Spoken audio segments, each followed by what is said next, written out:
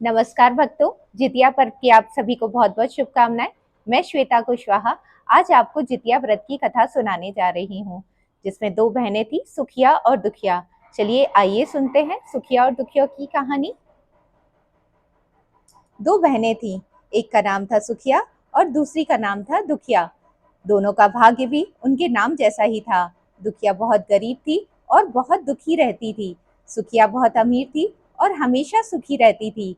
दोनों एक ही गांव में रहती थी। दुखिया सुखिया के घर में काम करती थी, साफ सफाई करती थी, खाना बनाती थी और जो खाना बच जाता वह खाना सुखिया दुखिया को दे दिया करती थी। इसी तरह दुखिया का घर चलता था। समय बीतता गया, दोनों के बच्चे भी थे। सुखिया को दो पुत्र थे और दुखिया को भी दो पुत्र थे। जब जितिया का व्रत आया तो दोनों बहनों ने जितिया का व्रत साथ में रखा। दुखिया सुखिया के घर में काम करती थी। व्रत के दिन दुखिया ने सुखिया के घर जो चावल फटका, उससे जो खुर्दी निकली वह अपने लिए रख ली और साफ चावल सुखिया को दे दी। फिर साग की चुनी बढ़िया वाला साग सुखिया को दे दिया और जो डंठल था वह अपने लिए रख लिया। अब दुखिया ने सुखिया के घर सारा खाना बना दिया और अपने घर में चावल की खुर्दी और साग की डंठल लेकर चली गई बनाने के लिए। खुर्दी का चावल और साग की डंठल बनाकर वह खाना अपने बच्चों को खिलाई और खुद भी खाई। उसके बाद दुखिया सोने चली गई। आधी रात में एक बुढ़िया औरत उसके घर पर आकर दरवाजा खटखटाती है तो देखती है और पूछती है। तो दुखिया ने बोला, कौन है? तब बुढ़िया बोलती है, बेटा हम हैं। दुखिया ने उठकर फाटक खोला और पूछती है, अम्मा आपको क्या चाहिए? इतनी रात में आप यहाँ किस लिए आई हो? बुढ़िया बोलती है, बेटा मुझे बहुत भूख लगी है, कुछ खाने को दे दो।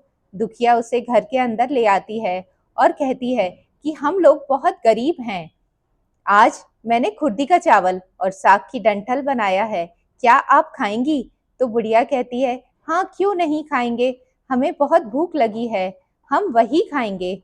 दुखिया अंदर जाकर खुर्दी का चावल और साग की डंठल लाती है और बुढ़िया को देती है खाने के लिए।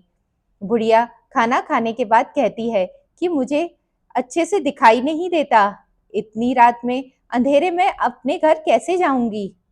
तो दुखिया कहती है, कोई बात नहीं माँ जी, आप यहीं पर सो जाइए, सुबह अपने घर को चली जाना। तो बूढ़ी औरत दुखिया के घर पे ही सो जाती है। फिर थोड़ी देर बाद उठकर बुढ़िया बोलती है, बेटा मुझे दीर्घ संख्या लगी है, क्या करूं? तो दुखिया कहती है, मेरे घर में बाथरूम नहीं है, इसलिए आप उधर कोने में ही कर लीजिए। बुढ़िया पूछती है कि बेटा भड़बड़ करे या छरछर करे? दुखिया नींद में थी तो वह कहती है, माता जी भड़बड़ कर दो, मैं सुबह साफ कर दूंगी। फिर थोड़ी देर बाद बुढ़िया पूछती है कि बेटा मैं अपने हाथ कहाँ साफ करूं? तो दुखिया कहती है, आप मेरे सिर पे ही अपने हाथ को साफ कर लीजिए। जब सुबह होती है तो दुखिया को ये सब सपने के जैसा लगता है कि सोते समय मुझे कोई सपना आया होगा। वह ज्यादा कुछ नहीं सोचती और नदी में नहाने के लिए चली जाती है। जब वह नदी में नहाती है और अपने बालों को धोती है तो उसके बालों से होते हुए जो पानी बहता है वह पानी भी सोने का बन जाता है। आसपास की सभी महिलाएं ये देखकर चकित रह जाती हैं और कहती हैं कि तुम्हारे बालों से तो सोने का पानी गिर रहा है, क्या बात है? फिर उसे रात की सारी बातें याद आती हैं। वह दौड़कर अपने घर की ओर भागती है, यह सोचकर कि उसका घर दीप शंका से गंदा हुआ होगा, पहले उसको साफ करना होगा। जब वह अपने घर में जाती है तो देखती है कि घर के हर कोने में ढेर सारा सोना बिखरा पड़ा है। ये सब देखकर दुखिया बहुत खुश होती है और सोचती है कि जीत मान बाबा की कृपा है सब, जो माता का रूप धारण करके मेरे घर में आए और मुझे इतना आशीर्वाद दिया। अब तो दुखिया भी अमीर हो जाती है और सुखिया के घर जाकर काम करना बंद कर देती है। दुखिया जब अपना व्रत पूरा करती है तो अपने पुत्र से कहती है कि जाओ मौसी के घर से तराजू लेकर आओ, ये नापने के लिए कि ये सोना कितना है। बच्चा खुश होकर सुखिया जैसी मौसी के घर जाता है और तराजू मांगता है। तो सुखिया पूछती है कि तराजू पर क्या नापना है? तो बच्चा बोलता है, मेरे घर में बहुत सारा धन है, उसी को मम्मी नापेंगी। सुखिया कहती है, खाने के लिए तो तुम्हारे पास कुछ भी नहीं था, और सोना क्या नापोगे? मुझसे झूठ कहते हो। तो बच्चा कहता है, नहीं मौसी, मैं झूठ नहीं बोल रहा। सुखिया सोचती है कि जब तराजू मांगा है तो कुछ ना कुछ तो जरूर नापना होगा, इसलिए वह तराजू के पीछे गोंद लगा देती है, ताकि जो भी नापेगा वह थोड़ा सा इसमें चिपक जाएगा।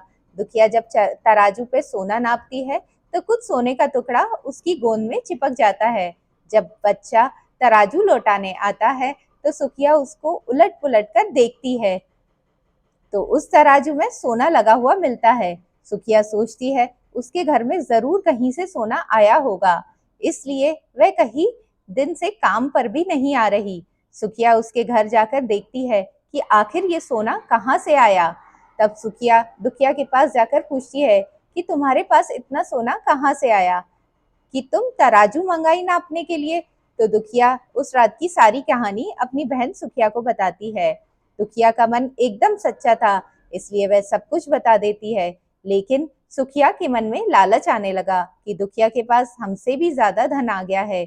अब अगले जितिया में मैं भी कुर्दी का चावल और साग की डंठल बनाऊंगी। फिर अगले साल जितिया का व्रत दोनों बहन एक साथ रखती हैं। सुखिया के पास हर तरह का सुख था और धन भी था, फिर भी वह जितिया के दिन चावल की फटक कर चावल फेंक देती है और खुर्दी अपने पास रख लेती है। साग को तोड़कर पत्तियां फेंक देती है और डंठल अपने पास रख लेती है, और वही मनाई खा पीकर पूजा पाठ करके सोने चली गई। फिर आधी रात में उसके घर में भी बुढ़िया आई और दरवाजा खटखटाती है। सुखिया उसका ही इंतजार कर रही होती है। वह तुरंत दरवाजा खोलकर बुढ़िया को अपने घर के अंदर बुला लेती है।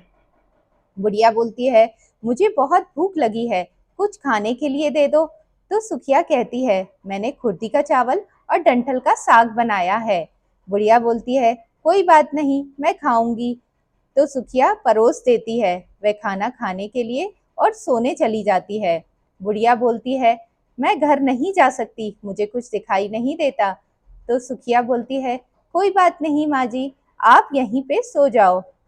थोड़ी देर बाद बुढ़िया फिर बोलती है कि मुझे दीर्घ शंका लगी है, क्या करूं? तो सुखिया कहती है, वहीं कोने में कर लीजिए।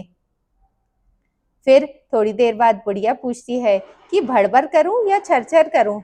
इस समय सुखिया को याद नहीं आता कि दुखिया ने क्या बोला था, तो सुखिया बोली, माँ छरछर कर दीजिए। फिर बुढ़िया पूछती है कि बेटा मैं अपने हाथ कहाँ साफ करूं? सुखिया कहती है, मेरे सिर पे ही माँ अपने हाथ साफ कर लीजिए। बुढ़िया अपना हाथ सुखिया के सिर पे ही साफ कर लेती है। जब सुखिया सुबह उठती है तो उसका पूरा घर गंदगी से भरा पड़ा होता है, और उसके बालों से भी बहुत गंदगी लगी होती है। ये सब देखकर सुखिया बहुत दुखी हो जाती है और उसे बहुत गुस्सा भी आता है। वह अपनी बहन दुखिया को बोलती है, अरे, गुस्से में कहती है कि तुमने हमसे झूठ कहा और मेरा पूरा घर गंदा करवा दिया। तो दुखिया पूछती है कि तुमने क्या कहा था, भड़बड़ कहा था या छरछर कहा था? तो सुखिया कहती है, मैंने तो छरछर कहा था। तो दुखिया कहती है, यही पर तो तुमने गलती कर दी, और तुम्हारे पास तो सब कुछ था, किसी चीज की भी कमी नहीं थी, फिर भी तुमने लालच किया।